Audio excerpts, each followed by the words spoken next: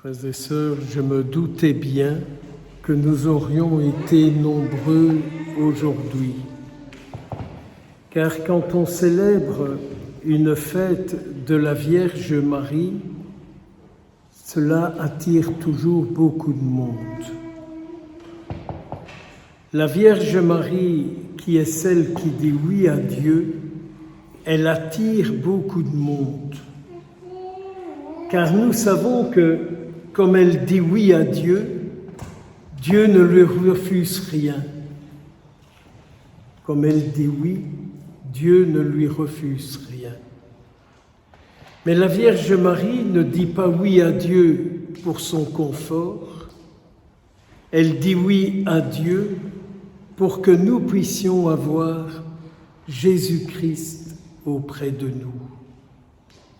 Elle dit oui pour que nous puissions avoir Jésus auprès de nous. Nous sommes toujours habitués, comme je le dis bien souvent, à notre petit carnet de commandes. Mes besoins, mes centres d'intérêt, mes nécessités. Et ce qui fait que nous n'ouvrons pas notre vie au Seigneur. Nous lui disons, ça tu peux, ça tu dois, jusque-là tu peux aller. Or, la Vierge Marie, c'est tout le contraire. C'est son corps, c'est son âme, c'est son esprit, c'est tout son être qu'elle offre à Dieu et qu'elle dit, mais que tout mon être te soit offert pour que tu y sois présent et agissant. Voyez, j'ai cité les intentions qu'on m'a confiées parce que je sais qu'on est ainsi fait. On aime de demander, demander et demander. Et que notre grosse difficulté, c'est d'écouter. Or, la Vierge Marie, elle dit que tout se passe pour moi selon ta parole. La liturgie d'aujourd'hui, la parole que nous avons entendue, que le monde entier a entendue aujourd'hui, est admirablement une parole admirable de vie et d'espérance. Regardez le prophète Isaïe. Il s'adresse à des gens qui ont le désir d'accomplir l'œuvre de Dieu. Alors, pour l'accomplir, il faut d'abord que le Seigneur entre en nous. Donc, si en nous accueillons les paroles du Seigneur, il est bien clair que nos vies deviendront de plus en plus parole de Dieu. Et je rappelle que la parole de Dieu, c'est toujours pour le bien, pour le bon, pour la vie. Alors si j'accueille en moi les paroles du Seigneur, et si je vis ces paroles-là, forcément ma vie ne fait que diffuser la vie du ciel, la vie de Dieu, la vie du Christ. Vous ne croyez pas que c'est une grâce que nous aurions à demander aujourd'hui, celle de mener une vie qui ne fait que vivre ce que Dieu dit. Au lieu de courir partout, il suffit d'écouter la parole. Il suffit de l'accueillir pour qu'elle porte ce qu'elle dit, pour qu'elle accomplisse en nous ce qu'elle dit. Saint Paul, j'aime beaucoup ce petit passage. Saint Paul, dans ces quelques versets de sa lettre aux Romains, nous dit combien le monde attend que la création soit respectée. Alors ça, tout le monde est d'accord. Il faut remplacer les pots d'échappement, il faut changer les bagnoles, il faut isoler les toits, il faut changer les châssis, il faut trier les poubelles, il ne faut plus mettre ceci dans la terre, il ne faut plus mettre cela. Alors ça, tout le monde fait ça. Et puis on voit des affiches un peu partout. Retraite, conversion, écologie. Mon Dieu que ça me les gonfle. Mais la plus belle créature de Dieu, qu'est-ce que c'est?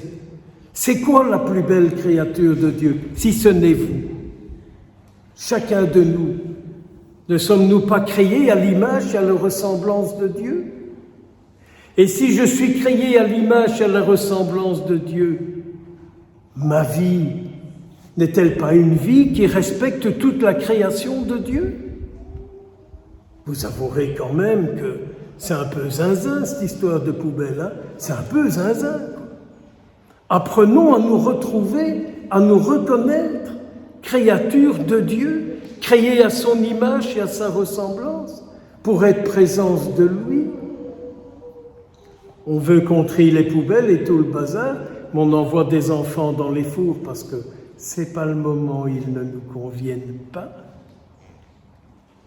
On pique des personnes âgées parce qu'on trouve que c'est tellement mieux comme ça.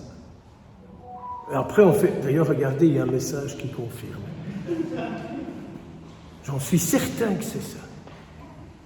J'ai la chance de ne pas être trop distrait par tous ces bruits qui arrivent.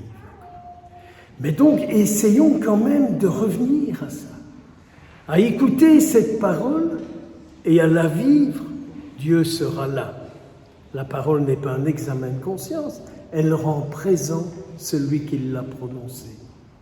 Si la création, elle attend la révélation des fils de Dieu, comme aime le dire saint Paul, c'est pour que nous puissions dire « Hé, toi, tu es créé à l'image et à la ressemblance de Dieu. » Ah oui, il faut parfois nettoyer l'image, ça c'est sûr, chez moi le premier. Je suis loin d'être l'image parfaite de Dieu. Je laisse ça aux grands spécialistes. Moi, je ne le suis pas du tout. Et alors, on peut arriver à cette page d'évangile.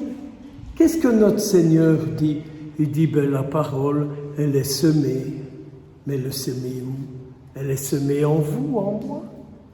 Dans quel cœur la parole de Dieu tombe? Dans un cœur qui n'est que des pierres? Dans un cœur qui est rempli de ronces?